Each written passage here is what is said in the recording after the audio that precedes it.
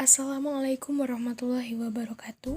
Saya Naila Hilida Putri dari Prodi Hubungan Internasional kelas B.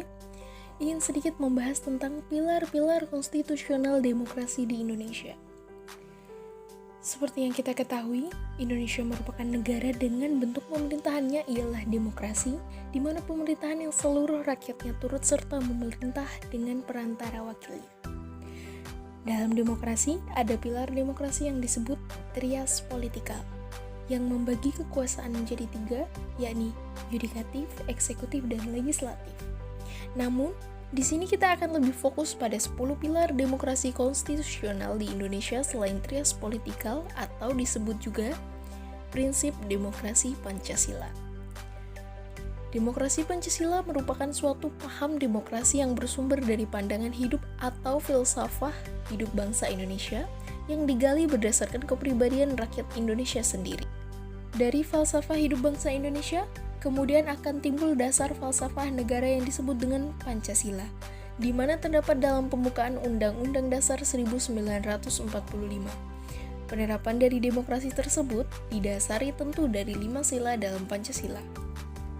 Dalam buku Ahmad Sanusi yang berjudul Memberdayakan Masyarakat dalam Pelaksanaan 10 Pilar Demokrasi 2006, mengemukakan bahwa ada 10 pilar demokrasi di Indonesia menurut Pancasila dan Undang-Undang Dasar 1945. Berikut adalah 10 pilar demokrasi di Indonesia beserta penjelasannya. Yang pertama, demokrasi yang berketuhanan yang Maha Esa. Demokrasi yang berketuhanan yang Maha Esa berarti sistem penyelenggaraan negara harus taat, konsisten, dan sesuai dengan nilai juga kaidah dasar ketuhanan yang Maha Esa. Dengan begitu, maka diharapkan masyarakat mempunyai pola pikir dan tindakan yang jauh dari tercela. Yang kedua, demokrasi dengan kecerdasan.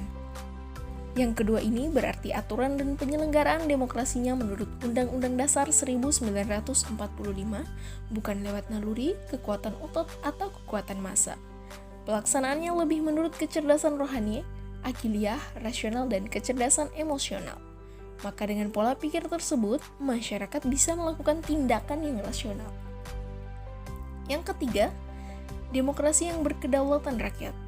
Demokrasi Pancasila kekuatan tertinggi ada pada tangan rakyat. Jadi prinsipnya, rakyat yang memiliki kedaulatan. Nah, kedaulatan rakyat ini dibatasi dan dipercayakan kepada wakil rakyat, yaitu MPR yang terdiri dari DPR atau DPD dan DPRD. Yang keempat, ada demokrasi dengan rule of law. Demokrasi rule of law mempunyai 4 makna penting. Yang pertama, kekuasaan negara Republik Indonesia itu harus melindungi serta mengembangkan kebenaran hukum atau legal truth, bukan demokrasi ugal-ugalan, demokrasi dagelan, atau demokrasi manipulatif. Yang kedua, kekuatan negara itu memberikan keadilan hukum atau legal justice, bukan demokrasi yang terbatas pada keadilan formal dan pura-pura. Yang ketiga, kekuatan negara itu menjamin kepastian hukum atau legal security, bukan demokrasi yang membiarkan kesemramutan dan anarki.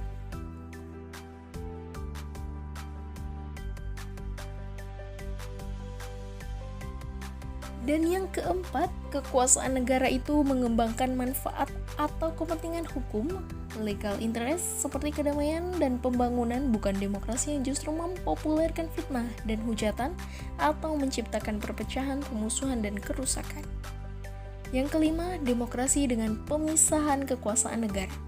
Demokrasi Pancasila menurut Undang-Undang Dasar 1945 ini mengalami pembagian dan pemisahan kekuasaan atau division and separation of power dengan sistem pengawasan dan perimbangan check and balance.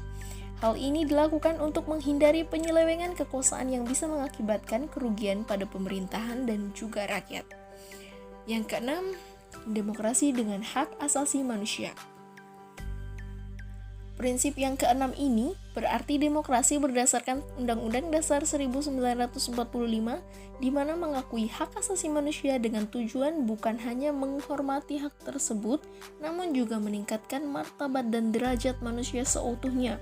Hak asasi manusia bersifat universal dan dimiliki oleh seluruh lapisan masyarakat di dunia. Yang ketujuh, demokrasi dengan pengadilan yang merdeka. Demokrasi Pancasila berarti menghendaki diberlakukannya sistem pengadilan yang independen, atau merdeka dengan memberi kesempatan seluas-luasnya kepada pihak yang berkepentingan untuk mencari dan menemukan hukum yang paling adil. Semua pihak juga mempunyai hak yang sama untuk mengajukan pertimbangan dalil, fakta, saksi, atau alat bukti dan petitumnya. Yang kedelapan, demokrasi dengan otonomi daerah. Prinsip yang kedelapan ini berarti demokrasi Pancasila dijalankan dengan prinsip otonomi di mana pemerintahan membentuk daerah-daerah otonom pada provinsi dan kabupaten atau kota.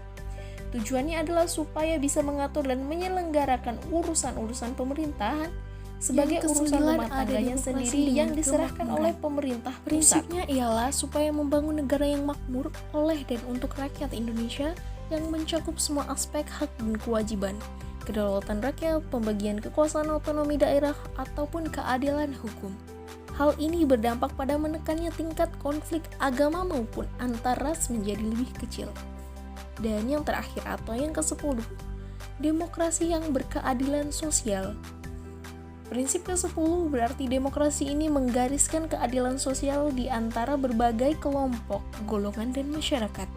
Artinya, semua masyarakat mendapat perlakuan yang sama tanpa melihat tingkat sosial maupun golongan ekonomi tertentu.